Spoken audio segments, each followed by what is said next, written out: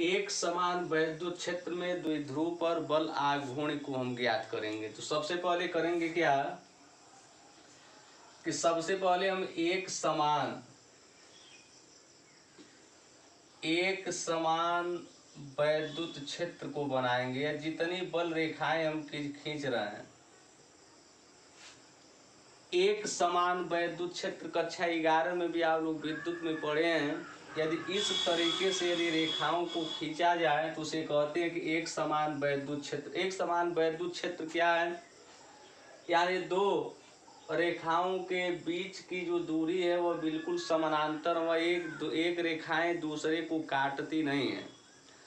तो यह एक समान वैद्युत क्षेत्र में यदि हम द्विध्रुव को रखते हैं, इसके पहले वाले बेसिक टॉपिक में मैंने आपको बताया कि जब भी द्विध्रुव को यदि किसी हम विद्युत क्षेत्र में यदि किसी कोण पे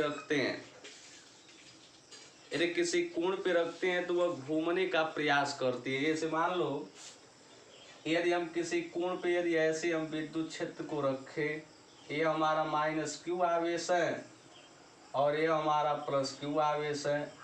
एक -q आवेश, एक +q आवेश, समान आवेश लेकिन चिन्ह में विपरीत होते हैं, उसके बीच की अल्पतम दूरी 2l होती है, उसे वैद्युत द्विध्रुव कहा जाता है। परिभाषा आप पहले भी लिखे हैं, याद भी कर लिए होंगे।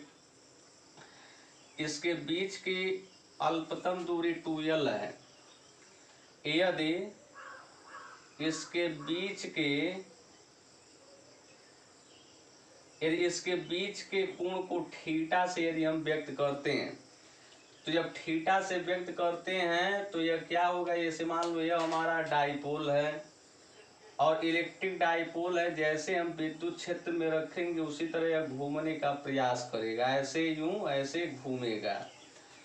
तो हमने विद्युत क्षेत्र में इलेक्ट्रिक फील्ड में हमने इलेक्ट्रिक डाइपोल को रखा, और इलेक्ट्रिक फील्ड में जैसे तुम इलेक्ट्रिक डाइपोल को रखते हो, यदि इलेक्ट्रिक डाइपोल का मान यदि अधिक होता है तो वैद्युत क्षेत्र में बहुत आसानी से घूमती है, और इलेक्ट्रिक डाइपोल का यदि मान कम रहता है तो बिल्कुल ऐसे यूं ऐसे होगा। अब करेंगे क्या कि वैद्युत क्षेत्र को ई से व्यक्त करेंगे और इसकी दिशा इधर की तरफ है। तो जो ये हमारा +q आवेश है, तो +q आवेश का जो फोर्स लगेगा वो विद्युत क्षेत्र की दिशा की ओर लगेगा, और -q आवेश का जो फोर्स लगेगा वो किधर लगेगा?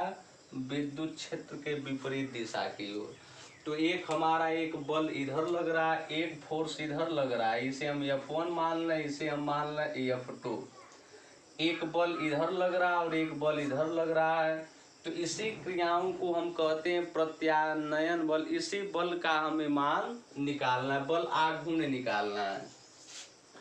तो बल आघूर्ण का सूत्र होता है कि टाउ। बल आघूर्ण को टाउ से, इसे टो भी कहा जाता है, टाउ से निरूपित करते हैं। तो बल आघूर्ण बराबर लिखेंगे एक बल गुणे बल के या बल की क्रिया रेखा के बीच की लंबवत दूरी। यदि मान लो तुम इसे A लिखते हो, इसे B लिखते हो और इसे O लिखते हो, तो बल आघूर्ण का सूत्र होता है कि बल आघूर्ण बराबर, ये कक्षा 11 में भी आप बल आघूर्ण पढ़े हैं। तो बल आघूर्ण बराबर एक बल गुणे बल की क्रिया रेखा के बीच की लंबवत दूरी। अब यदि इसके पहले वाले में मैंने आपको एक सूत्र बताया, यदि किसी विद्युत क्षेत्र में यदि किसी आवेश को हम रखते हैं, तो किसी विद्युत क्षेत्र में यदि किसी आवेश को यदि हम रखते हैं तो उस आवेश का गुणा जैसे हम ई में करेंगे, विद्युत क्षेत्र की तीव्रता में जैसे हम करते हैं वैसे फोर्स पता चल जाता है। तो यहाँ लिखेंगे U × E, और बल की जो लंबवत दूरी है वह क्या है? OB है। यदि हम OB का मान निकालने में सफल हो जाते हैं, तो जैसे यदि हम OB का मान हम निकालने में सफल हो जाते हैं, उसी तरह बल आघूर्ण हमें पता चल जाता है। अब बल आघूर्ण पता चल जाता है। एक चीज आप याद करें, यदि किसी वैद्युत द्विध्रुव को वैद्युत क्षेत्र में जैसे हम रखेंगे तो ऐसे यह घूमने का प्रयास करती है। तो घूमने का प्रयास करती है तो वह किसी कोण पे यदि हम रखते हैं तो घूमने का प्रयास करती है, अर्थात इलेक्ट्रिक फील्ड के द्वारा उस पर फोर्स लगता है। और फोर्स कितना लगता है उसी का हम लोग गणना कर रहे हैं कि बल आघूर्ण। तो यहाँ लिखेंगे टाउ इक्वल क्यू इंटू ई गुणे ओबी। अब देखो ओबी का यदि हम मान निकालें तो यदि हमारा यह समकोण त्रिभुज बन रहा है तो समकोण त्रिभुज का हम यहाँ नाम लिखेंगे समकोण त्रिभुज ए ओ बी में। तो समकोण त्रिभुज ए बी में बताओ 90 अंश का कोण बन रहा है, यह कर्ण होगा और यह लंब होगा। जो ज्ञात करना है और जो ज्ञात है उसी में संबंध स्थापित करते हैं। तो लिखते हैं कि लंब बटे कर्ण बराबर साइन थीटा। यहाँ करेंगे कि यहाँ की ऊंचाई और दूरी त्रिकोणमिति में जो लड़के ऊंचाई और दूरी का अध्याय पढ़े होंगे वो बखूबी उनको समझ में आता होगा कि जो दिया है और जो ज्ञात करना उसमें हम संबंध स्थापित करें। यदि इसमें और इसमें हम संबंध स्थापित करेंगे तो इसका मान तो दिया नहीं है, लेकिन इसमें और इसमें हम संबंध स्थापित करेंगे तो लंब बटे कर्ण बराबर होता है साइन थीटा। लंब का भुजा है ओबी और कर्ण में 2l है इंटू साइन थीटा। यदि हम यहाँ ओबी का मान निकालेंगे तिर्यक गुणा करेंगे तो 2l साइन थीटा हो जाएगा। यहाँ लिखेंगे q इंटू ई गुणे यहाँ 2l साइन थीटा। अब देखो यहाँ आघूर्ण शब्द आया और मैंने आपको बताया कि वैद्युत द्विध्रुव आघूर्ण को P से व्यक्त करते हैं। यदि Q को 2l के पास यदि हम लेकर जाएं तो कुछ ऐसे लिख सकते हैं Q कोष्टक में 2l साइन थीटा। अब देखो E इंटू इसके जगह हम लिखेंगे P साइन थीटा। ऐसे एक सूत्र बन गया। यदि इसे हम वेक्टर फॉर्म में लिखते हैं,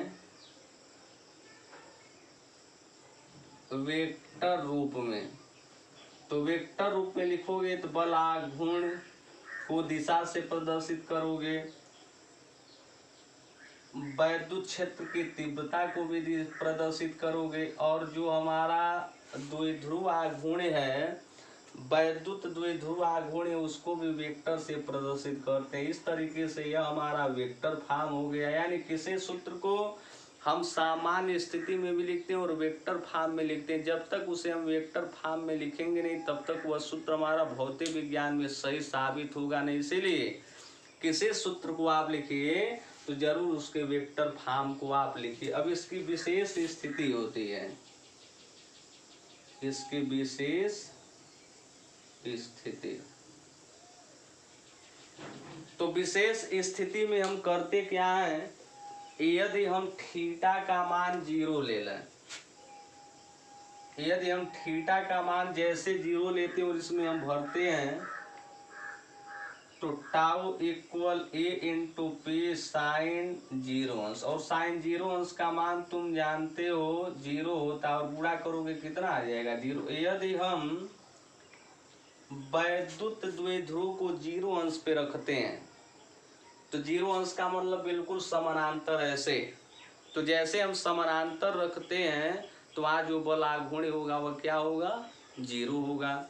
लेकिन यदि किसी कोण पे रखते हो 30 डिग्री 45 डिग्री 60 डिग्री 90 डिग्री किसी कोण पे तुम रखते हो, तो किसी कोण पे रखते हो तो जरूर उसका मान 0 नहीं होगा, अधिकतम होगा। तो यदि मान लो यह पहला कंडीशन और यह तो पहले कंडीशन में यह न्यूनतम मान है, पूछ ले कि एक समान वैद्युत क्षेत्र में द्विध्रुव पर बल आघूर्ण में न्यूनतम किसके लिए मान होता है, तो थीटा बराबर 0।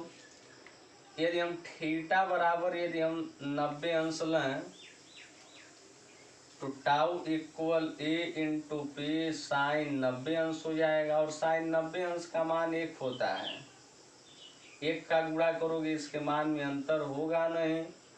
तो यहाँ एक काम कर सकते हो, लिख सकते हो कि मैक्सिमम माने अधिकतम, यानी 90 अंश के लिए मैक्सिमम होता है और 0 अंश के लिए क्या होता है न्यूनतम होता है। इस तरीके से आज हम लोग पढ़ लिए कि एक समान वैद्युत क्षेत्र में द्विध्रुव पर बल आघूर्ण की गणना कर लिए।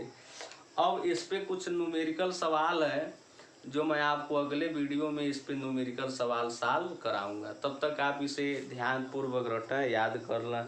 इसका हिंदी भी आप लिख सकते हैं कि माना ए बी द्विध्रुव है।